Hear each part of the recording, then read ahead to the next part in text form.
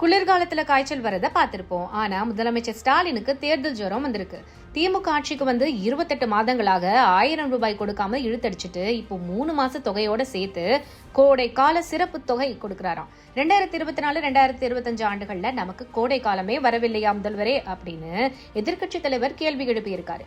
உங்க ஆட்சியால ஒவ்வொரு குடும்பமும் இழந்த குறைந்தபட்ச தொகையே 3,50,000.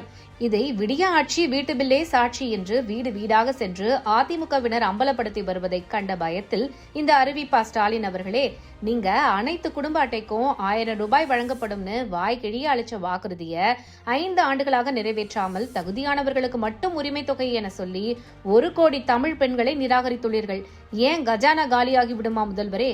சிறுமி முதல் மூதாட்டி வரைக்கும் எந்த ஒரு பெண்ணுக்கும் பாதுகாப்பு இல்லாத மாநிலமாக தமிழ்நாட்டை சீர்குலைத்துவிட்டு இப்போது தேர்தல் நேரத்து பணம் வரவு வைக்கும் இந்த பேட்ச் ஒர்க் வேலையை தமிழ்நாட்டு பெண்கள் நம்பி விடுவார்களா என்ன அப்படின்னு எடப்பாடியார் போர்க்குரல் எழுப்பியிருக்காரு.